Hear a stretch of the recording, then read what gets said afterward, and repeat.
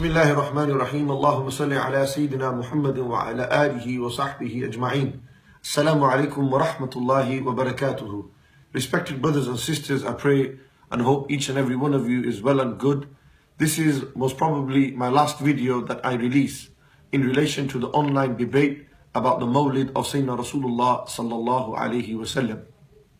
In this video, I'm going to be clarifying the key points in relation to how my character has falsely been assassinated, the accusations and lies that have been attributed to myself. And I will be letting each and every one of you know and see the truth behind the reality and the true colors of Abdul Rahman Hassan and his student Dawah man. And inshallah al-Aziz, all will be clear for yourselves. I will be looking at the false promises they made to me on the telephone, on the mobile. I'm going to be looking at what he perceives, Abdul Rahman Hassan perceives as a man of truth and honesty and integrity, and who he considers somebody to be a liar. I will be looking at how that individual, Abdul Rahman Hassan, and his student Dawah man have inconsistencies between themselves. They have problems, and at the same time inconsistencies within their beliefs, whether they believe in the Mawlid or they don't believe in the Mawlid, how they are doubting this belief. And at the same time, I'm going to be looking at also how these individuals never wanted to see me. They've clearly, categorically stated, we don't want to see you. We don't want to see you. So it was all a setup and a plan just to entrap me, to lie about me in relation to myself.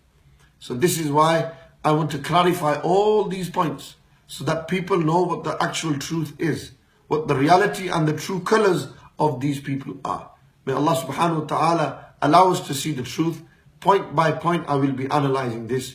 Allah ta'ala give us tawfiq to understand and open our eyes and make us and protect us from these individuals who are liars and deceitful and out for nothing but fame and to disgrace a fellow Muslim brother. Now let me show you who this Ustaz Abdul Rahman Hassan is. A man who promised, who took an oath and said inshallah. Listen very, very carefully to his words. Do you not agree with you on the phone? How do I know you're not recording me? How do I know that you're not going to expose? How do I know Imran's not going to put a video up against me? How do I know Imran's not going to misconstrue my words? No one will ever, I promise you, Imam Asim, no one ever going to record you and put you on YouTube. No one will, inshallah. Wallahi, I'm not going to do that to you now. He said, I promise you, Imam Asim, I promise you, no one will ever record you. Insha'Allah, Wallahi, Wallahi. He said, I promise you. Abdul Rahman Hassan, what does the word promise mean? What does it mean when you give a man his word? You said, I promise you. I promise you. Then you took my name, Imam Asim. You weren't talking to my name. I will never ever, you emphasized it. I promise you, Imam Asim, I will never ever record you. And what did he do? He recorded me. This is a man who is an ustaz, the teacher of this Dawah man. And he promised, then he said, inshallah, if Allah wills.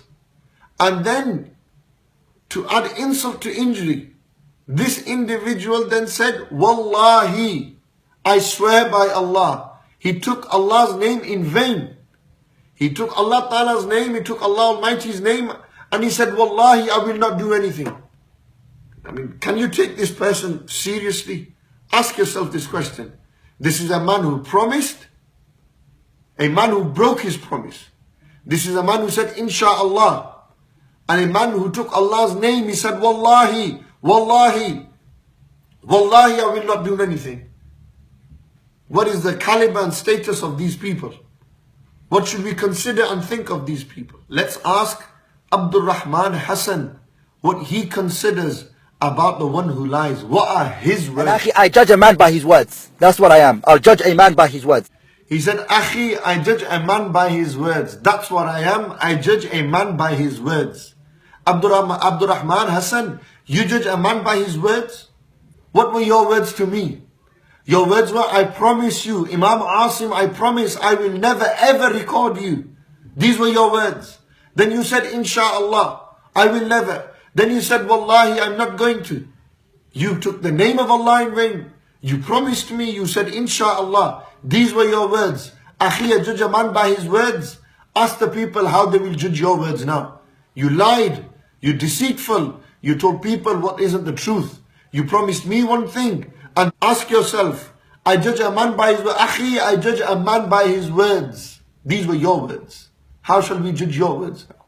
And I'm going to tell you, أخي, إن الكذب يهدي إلى الفجور وإن الفجور يهدي إلى النار.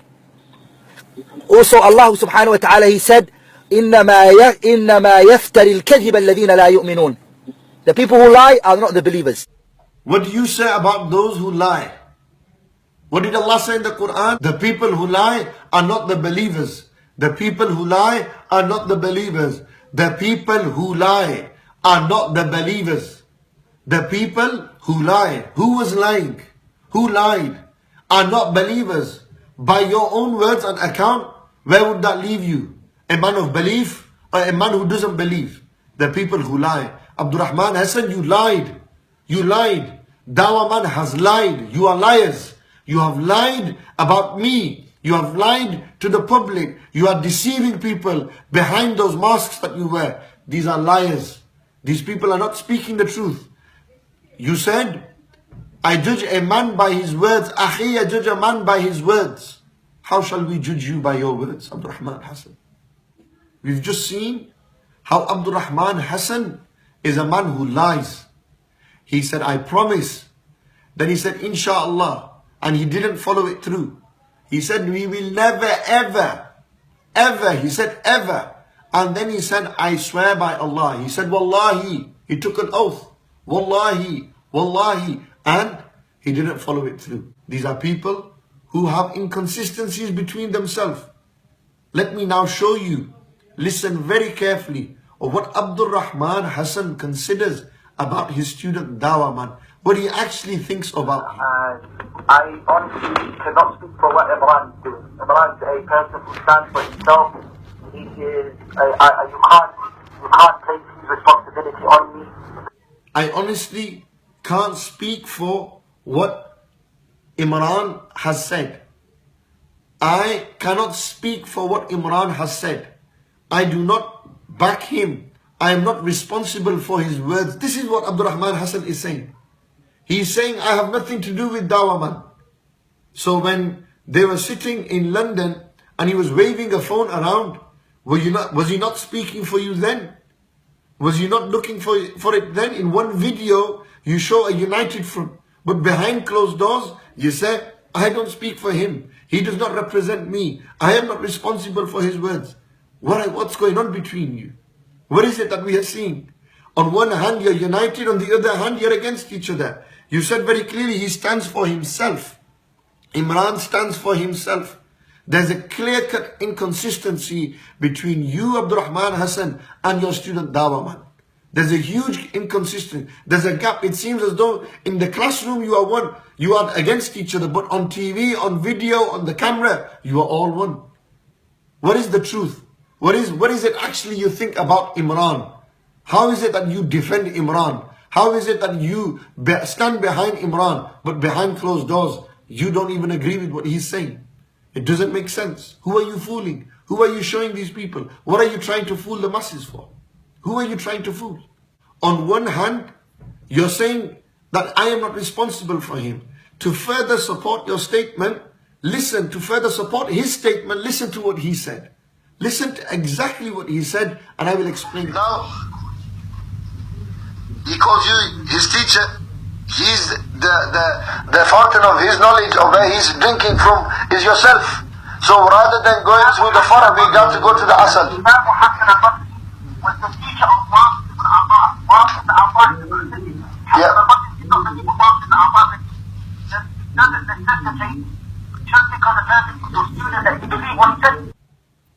In the previous clip, I said he takes his knowledge from you. You are the fountain he drinks from.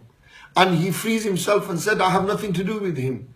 And then to support his statement, He brings the example of Hassan al-Basri, the great tabi'i, the student of Sayyidina Ali, and Wasil ibn Ata, the student of Hassan al-Basri. Wasil ibn Ata was that man who deviated from the teachings of the Ahlusunnah. He deviated from the teachings of the Ahlusunnah Wal Jammat, and he formed his own sect, a deviant sect, which was ruling over the people and then was destroyed, yani the Mu'tazilites. Abdul Rahman Hassan is saying that my student Dawah man has nothing to do with me, just as Wasil ibn Ata had nothing to do with Hassan al-Basri. Wasil ibn Ata was a deviant. Abdul Rahman Hassan with this example is telling us that his student Dawah man is a deviant. That's what he's deviated from my teachings. Amazing. So there's inconsistency between teacher and student, and now we're going to see the inconsistency between what they believe. Dawah man said one thing, Abdul Rahman Hassan said another, and then struggled, and then said another, and then come to an agreement, then wanted to change the conversation. Listen carefully to what he said. How do I come into this situation? I never said haram. Have you heard that from me? Are you his ustaz? He said, Akhi, how do I come into this situation? I never said it's haram. He said, I never said it's haram. I never said it's haram. So you don't believe it's haram. So on one hand, now you're saying, I never said it's haram. Akhi, how did I come into this situation? But you're Dawah man's teacher. Where did Dawah man get it from that it's haram? So when I asked you, you said, I never said it's haram. It doesn't make sense. What did you say after this? Is your mawqif, yes or no, that the mawlid is haram? Yeah, haram, la yajuz. I asked him, is your mawqif that the mawlid is haram? He said, yeah, haram, la yajuz. So first he said, I never said it's haram. When I asked him, is your mawqif mawlid haram? He said, yes, mawlid is haram, la yajuz.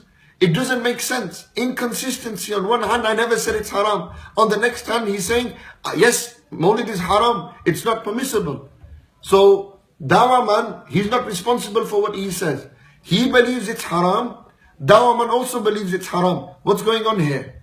Dawah man said it's haram. He said, I've never said it's haram. Then he said it's haram. But then he said, I'm not responsible for what he says. It doesn't make sense. Either you've told him it's haram, and he has gone on to say it's haram, and you are responsible. You actually admit you are responsible for what he believes, or he doesn't even listen to you. He doesn't even care about his teacher. He doesn't even consider what his teacher has said. And when we ask further, when I kept asking him this question, do you believe mawlid is haram? Do you believe mawlid is haram? Listen to what he was saying. Are you willing to give dalil, evidences, adillah that mawlid is haram? Yes or no?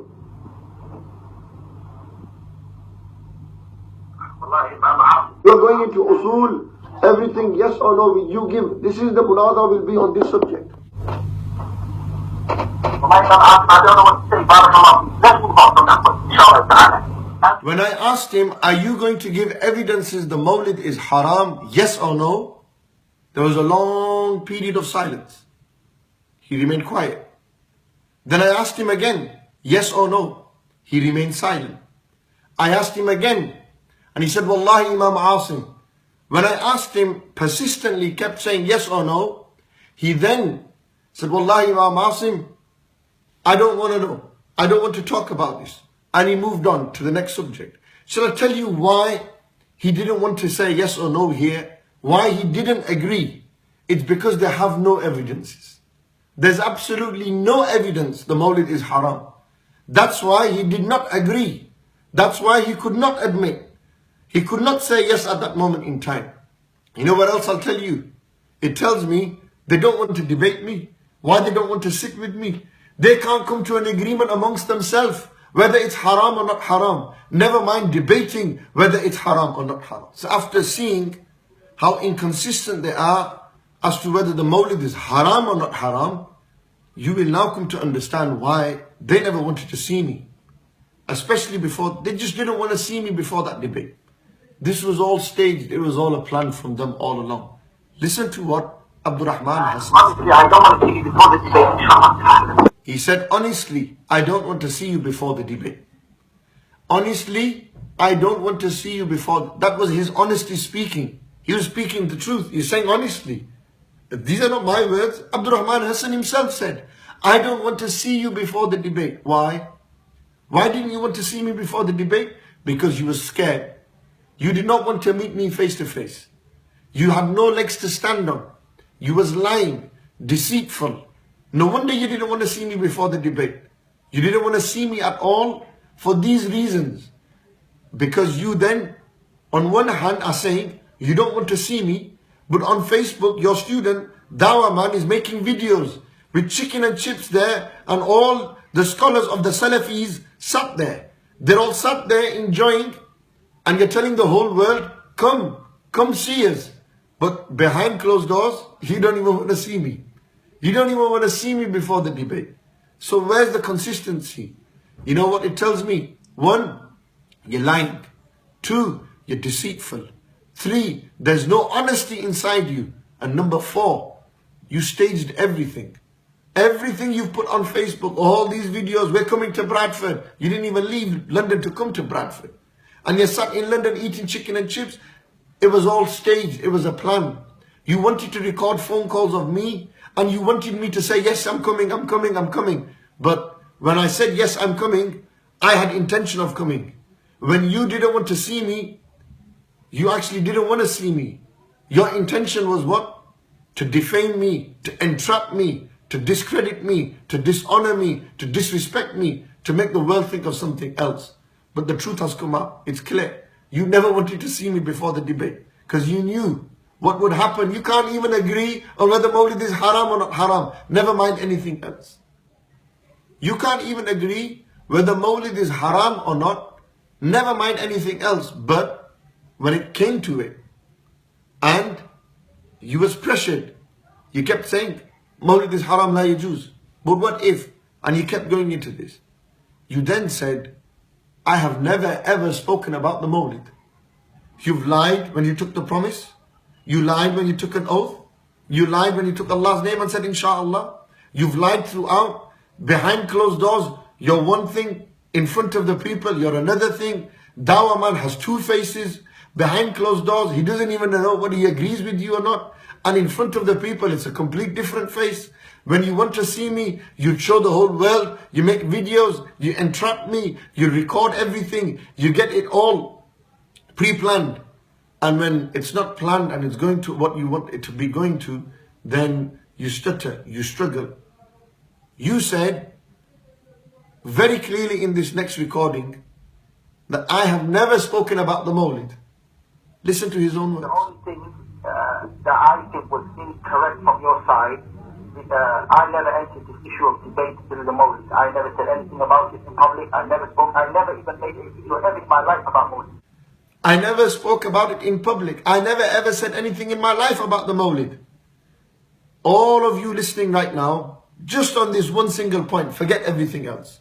If that's not enough for you to see how much these people lie and how they entrap people and how they want to disgrace people, and this is the intention, just go onto YouTube, type in Abdul Rahman Hassan, type in Mawlid, and you will see a video dated back to the 18th of June 2012 where he talks about bid'ah, dalala and bid'ah hasana, and he talks about the Mawlid. Listen, we've even got the clip for you to make it easier.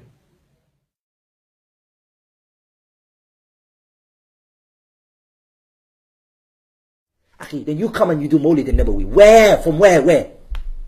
You're taking a qiyas of Umar from something that is nothing got to do with what you're doing. Where on the table where does the Mawlid al-Nabawi come from? It's clear. He's saying, I have never spoken about the Mawlid in public. That was his first recording that you just heard. And here on YouTube, he's talking about Mawlid al-Nabawi. Why are you lying for? You're hell-bent in proving others are liars. But you forget to see that you yourself have these traits inside you. You have these traits. You are the one who's lying and telling the people. And Akhi, I judge a man by his words. That's what I am. I'll judge a man by to tell you, Akhi, إن الكذب يهدي إلى الفجور وإن الفجور يهدي إلى النار. Also Allah subhanahu wa ta'ala, he said, إنما يفتري الكذب الذين لا يؤمنون. The people who lie are not the believers. Fear Allah. Ittaqillah. Fear Allah subhanahu wa ta'ala in the actions that you do. If you're men, you'd face me face to face. and debate me on whether the Mawlid is haram. And if you're cowards, as you are, then you will never come. You will make excuses. You'll show the world one face, but behind closed doors you will have another face. And that's the truth. And finally, Dawah man, one final point just for you. You have falsely accused me again, which isn't something new for yourself. I'm the Mawlid Imam, I lie, I do this, I do that, etc. Everything. You have falsely accused me of trying to shut your YouTube channel down. Do you know, to shut a channel down, you have to understand the copyright laws of infringement and then contact a solicitor. I ask you to bring me one proof, but I have contacted a solicitor to get your channel shut down. It has nothing to do with me. What have I got to be scared of or hide from when the truth has come out and the whole world can see how much you've lied, you've been deceitful, the two faces that you've shown, all of that. The promises you've made and broken, the oaths you've taken and broken. It's all clear. Why would I need to waste my time in trying to get your YouTube channel shut down? I don't know. If people want to do that, that's their problem. I have better things to do than waste my time on you, my brother, and your channel. You keep doing what you're doing. Allah subhanahu wa ta'ala is the one who shows the world what the people's true colors are. They plan and Allah plans. And Allah is the best of plans. And that is clear for everyone to see. Finally, just before I conclude, let me recap over what has been established in relation to Abdul Rahman Hassan. This is a person who said Wallahi, he said Inshallah, and he promised in one statement.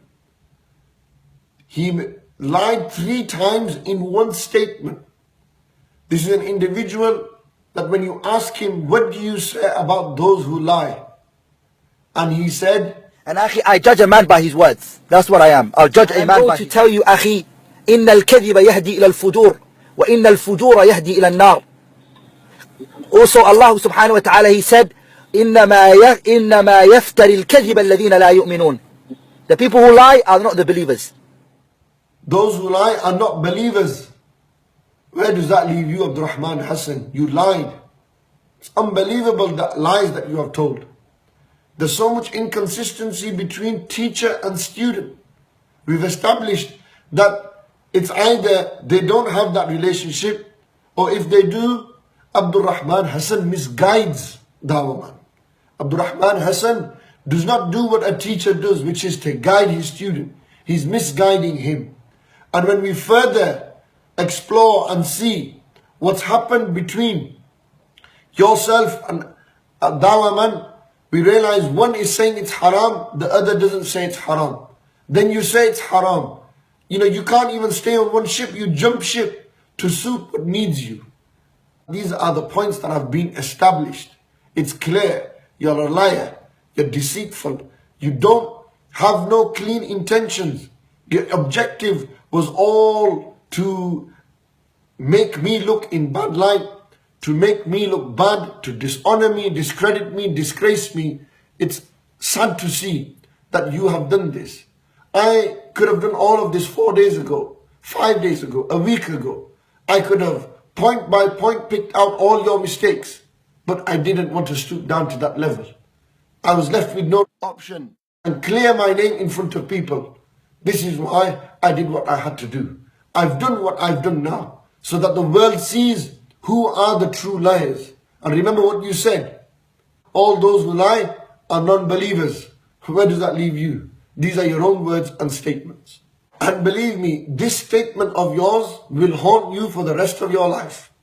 This statement that you've made will not let you sleep at night. You yourself said, and you quoted a verse of the Quran, that those who lie are non-believers. They do not believe. Where does that leave you again, I ask? Where does that leave you? So we have to understand that these are people who are deceitful and they're lying. They have no other objective, no other intention but to go out and disgrace the name of honest people. People who do honest work. This is what their intention is. These are just 2 points that I've picked out from the number of lies that you've made. The number of lies that you've said, there's so many more that I could have done, but I don't want to carry on stooping down to your level. I only did this to clear my name and clarify my name in front of people, so that people know that this is not what he is. The truth is, they're the liars, they're the ones who disrespect, they're the ones who go out to dishonor and disgrace the names of people. The Prophet ﷺ told us towards the end of time, one of the signs would be that those who speak the truth will be perceived as liars. They will be shown as liars. And those who lie, they will show themselves as truthful. This is exactly what we are seeing in today's day and age. This is exactly what these people are doing. It is all in the open now for everyone to see who are the liars, who have been dishonest, who haven't spoken the truth. The question still stands. The challenge is still there. You said Mawlid is haram. It's not permissible. You are yet to present a single, concrete, definitive proof that the Mawlid is haram. I'm still waiting for your proofs. You have tried it from every angle. Give me one concrete, definitive proof that Mawlidun Nabawi sallallahu alayhi wasallam is haram. The whole debate started on this sentence of yours. And I close this issue on this sentence of yours.